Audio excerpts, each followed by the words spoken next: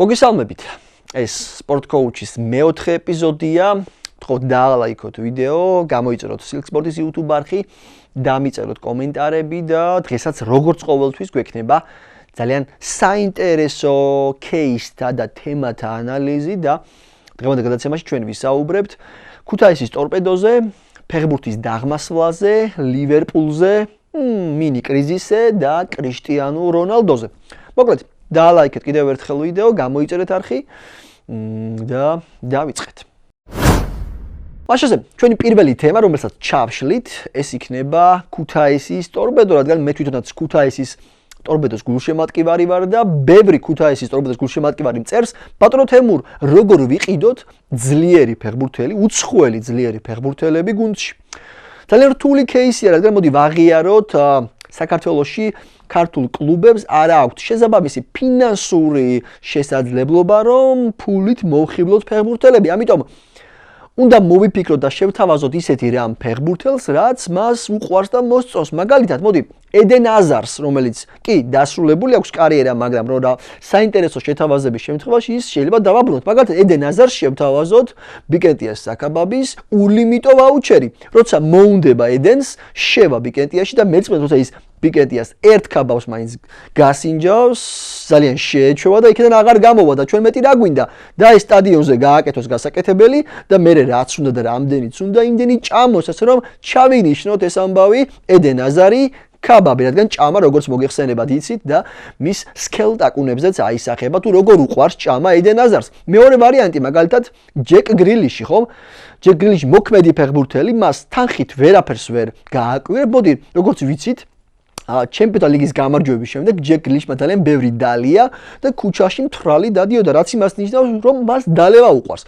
მოდი შევთავაზოთ ჯეკ გრილიშ თამაშის სანაცვლოდ ნატური იმერული ღვინო. როგორც კი გასინჯავს ჯეკი ამ ღვინოს, მეწმუნეთ, რომ ის დამოკიდებული გახდება ამ ყველაფერზე, ფულს დაივიწყებს და ღვინის სანაცვლოდ ითამაშებს ტორპედოში, ასე რომ სწორად თუ დაგეგმავ და შეუქმნის შესაბამის პირობებს ფეხბურთელს ჩემი აზრით ფული მთავარი არ არის და ისედაც შეიძლება დააინტერესოს, რომ ჩავინიშნოთ ეს ყველაფერი, ჩავინიშნოთ ედენ აზარის кейსი, ჯეკ გრილიშის кейსი, კაბაბი, ღვინო, რომლითაც შეგვილია ამ ფეხბურთელების დათანხმება და ჩემი აზრით ორი ასეთი ძლიერი ფეხბურთელის დამატების შემთხვევაში ქუთაისის ტორპედო ძალიან მალე გავა ჩემპიონთა ლიგაზე, ევროპა ლიგაზე და რა თქმა უნდა კონფერენციის ლიგაზე, რომ ხერხის ჯობია ღონესა თუ კოუჩი მოიგონებსა. შემდეგი თემა გადავიდეთ, ეს არის ძალიან მტკივნეული ჩემთვის ფეხბურთის დაღმასვლა. ასე უნდა გვიყვარდეს ფეხბურთი, მოდი ვაღიაროთ, რომ ფეხბურთში რაღაც ხდება და მივდივართ ცოტა დაღმასვლისკენ. თუ რატომ ეხლა გეტყვით? ადრე როცა ჯენარო გატუზო თამაშზე მიდიოდა, მისი თვალები ანთებული იყო და მისი მთავარი მიზანი იყო მოედანზე გასულიყო და შეეჭამა ყველა მეტოქე, ვინც კი გადაეღობებოდა. ეხლა რა ხდება? მაგალითად, ჟულ კუნდე მიდის თამაშზე იმის გამო, რომ ლამაზი ლუკი ჩაიცვას და ინსტაგრამზე ბევრი ლაიქები მოაგროვოს. ეს ხომ ასია, ყველამ ხო ვიცით, რომ ასე არის, სად ჯენარო გატუზოს ანთებული თვალები და ცეცხლი და სად კუნდეს თვალები, რომელიც მხოლოდ ლაიქებს ითხოვს და მხოლოდ ლაიქები სურს. მეორე ვარიანტი ამას წინ ვუყურებდი მანჩესტერ იუნაიტედს და ლივერპულს. ადრე მახსოვს, ისინი კლავდნენ ერთმანეთს თამაშს, ეხლა კი აი რამე ხომ არ გატკენინა, რამე ხომ არ გატკინე, რამე ხომ არ გაწყენინე ფეხბურთელები ერთმანეთში. ბარემ რა ვიცი, თამაშის შემდეგ ადექით და ერთად წადით ბარში, თქვენ ჩემისებო, სად წავიდა ის ცეცხლი? მე არ მინდა რომ ჰარი მაგუაირი და მოჰამედ სალახი ჩახუტებულები იყვნენ, მე მინდა რომ მათ იბრძოლონ. იმიტომ რომ ესეთი დაძაბული თამაშები ერთგვარი მუღამია, ხომ ფეხბურთის, ასე რომ რაღაცნაირად თითქოს ჩაესვენა ფეხბურთის მზე, მაგრამ იმედი მაქვს, რომ ეს მზე ამოესვენება და ამ დაძაბულობას ისევ დავიბრუნებთ და ეს ნაპერწკალი, რომელიც თითქოს ქრება არ ჩაქრება, მაგრამ აქვე დაგამშვიდებთ, რომ მინიმუმ 3 წელი თავარი ნაპერწკალი არ ჩაქრება, რადგან ლიონელ მესიმ ინტერ მაიამისთან კონტრაქტი 3 წლით გაახანგრძლივა. გადავიდეთ შემდეგ თემაზე, ლივერპულის ფანება მომწერეს, ბატონო თემურ, რა ხდება ჩვენს გუნდში, რა არის, გაგვაგებინე, ძალიან რთული кейსი, რადგან თითქოს კრიზისი. მოუგებელი მატჩები, არადამაჯერებელი თამაშები, რა სჭირდება ლივერპულს? მე გეტყვით რა სჭირდება? ლივერპულს სჭირდება სტივენ ჯერარდი. ლივერპულს ჭირდება კარაგერი, ლივერპულს ჭირდება პეპე რეინა, თუმცა პეპე რეინა აღარ ჭირდება, რადგან იქ არის ჩვენი გიორგი მამარდაშვილი, რომელიც დარწმუნებული ვარ და მინდა რომ სულ ძირითადში იყოს. კი, ძალიან მწუხვართ ალისონის ტრავმაზე. ტრავმაზე ხო, ძალიან მწუხვართ რომ ხო, ტრავმა რომ მიიღო. მწუხვართ. ხო, გაცრავად. ხო და იმედი მაქვს რომ ალისონი ძალიან მალე დაბრუნდება ასე 9-10 თვეში. მოკლედ რა ჭირდება ხა ლივერპულს შემადგენლობა ყავს, მაგრამ თითქოს იურგენ კლოპის წასვლის შემდეგ რაღაც მოხდა, რაღაც ისი არ არის როგორც არის, მაგრამ მე იმედი მაქვს რომ არნე სლოტის მელოტი თავი გაადეს ტყაპანს, რამე კარგ ტაქტიკას მოიფიქრებს და ეს გუნდი ისევ დაუბრუნდება ლიდერობას, რადგან როცა ყავს ასეთი მაგარი ნახევარმცველები, თავდამსხმელები, მეკარე და ყველა მაგარი ყავს, ეს აუცილებლად უნდა გამოიყენო და მე მინდა დავამშვიდო ლივერპულის გულშემატკივრები და უთხრა რომ თუ წარმატება მოდის ნენელა და თუ მოდის, ხო მოდის. და დღეისათვის ბოლო ჩასაშლელი თემა, ასე რომ ვთქვათ, ეს არის კრიშტიანო რონალდო. 40 წლის ფეხბურთელი, რომელიც დღესაც კი უმაღლეს დონეზე თამაშობს და დღემდე მიკვირს, საიდან აქვს ამ ადამიანს ამ ხელა мотиваცია, რადგან როცა მე მაქვს მაგალითები ადამიანების мотиваციის, ვადარებ კრიშტიანო რონალდოს და ამ ადამიანების мотиваციას. მაგალითად, რამოდენიმე დღის წინ ჩემს მეზობელს სოფელში 40 წლის ლადოს უთხარი რომ ლადო მოდი წამომყევი მაღაზიაში, რომელიც 100 მეტრშია. ლადო მითხრა მეზარება.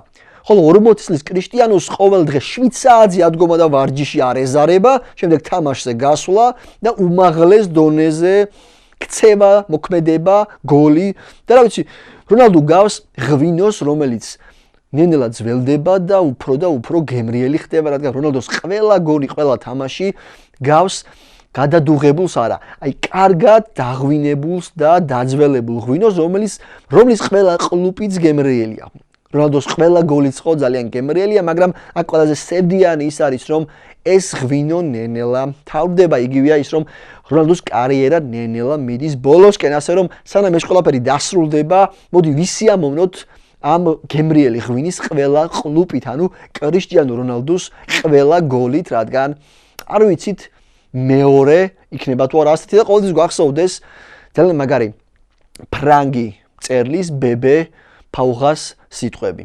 თუ კრიშტიანო რონალდო მისტერ ჩემპიონთა ლიგა, თუ მისტერ ჩემპიონთა ლიგა კრიშტიანო რონალდო.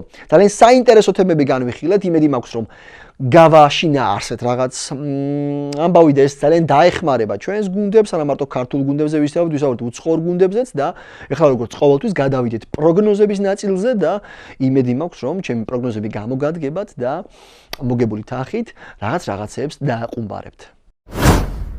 მაშასე გადავიდეთ პროგნოზების ნაწილზე, როგორც ყოველთვის მე გაწვდით პროგნოზებს და 99.99% ეს პროგნოზები მართლდება, ასე რომ შევეცდებით დღესაც საინტერესო პროგნოზები მოგაწოდოთ, სპეციალურად ჩანეშრული მაქვს თქვენთვის.